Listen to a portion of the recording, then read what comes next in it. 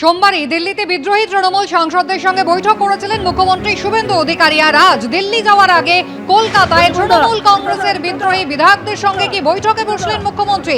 কথা বলতে সরাসরি চলে যাব, আমাদের প্রতিনিধি শিবাশিস মৌলিক রয়েছেন আমাদের সঙ্গে। শিবাশিস, আজকে রাজারহাটে যে বৈঠক করলেন মুখ্যমন্ত্রী, বিদ্রোহী তৃণমূল বিধায়কদের মধ্যে কারা কারা ছিলেন? দেখো, শুরুতেই তোমায় বলে রাখি যে কারণে জল্পনা তৈরি হয়েছে যে বিদ্রোহী বিধায়কদের সঙ্গে, বিদ্রোহী তৃণমূল কংগ্রেসের বিধায়কদের সঙ্গে বৈঠক করলেন কি মুখ্যমন্ত্রী, এই প্রশ্ন কেন উঠছে? এই প্রশ্ন ওঠার কারণ, গত সোমবার আমরা দেখেছিলাম শতাব্দী রায়ের বাড়িতে, তিলক মার্গের বাড়িতে, AB11 তিলক মার্গের যে বাংলো, শতাব্দী রায়ের নামে যে বাংলো বরাদ্দ, সেখানে শতাব্দী রায়ের সহ জনাদশেক তৃণমূল কংগ্রেসের বিদ্রোহী সাংসদের সঙ্গে বৈঠক করতে গিয়েছিলেন মুখ্যমন্ত্রী শুভেন্দু অধিকারী। আজ ফের দিল্লি এসেছেন শুভেন্দু অধিকারী।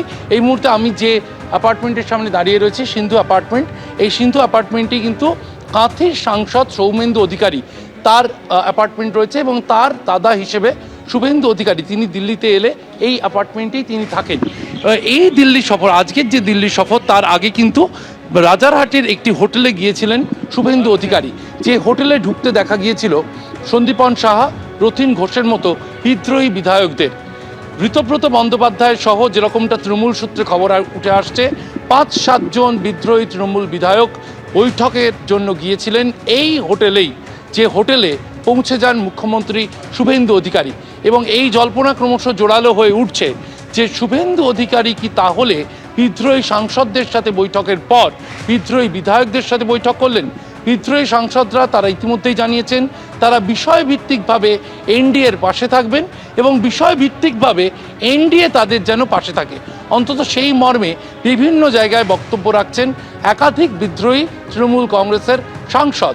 তাহলে কি তৃণমূল কংগ্রেসের যে বিদ্রোহী বিধায়করা, তারাও কি এবার পাশে চাইছেন বিষয়ভিত্তিকভাবে এনডিএকে বা বিজেপিকে?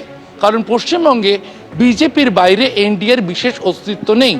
শুভেন্দু অধিকারীর সঙ্গে আজকের যে বৈঠক, যে বৈঠকের কথা বিভিন্ন মহলে উঠে আসছে, রাজারহাটে একই সময় একই হোটেলে শুভেন্দু অধিকারী, সন্দীপন সাহা, রথীন ঘোষরা পৌঁছে গেলেন।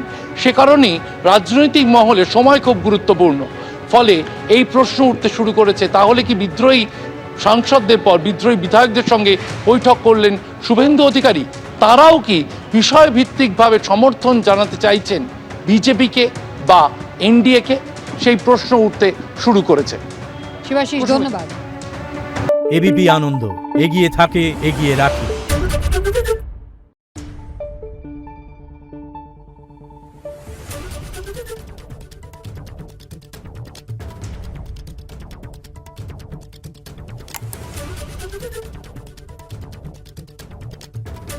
Thank you.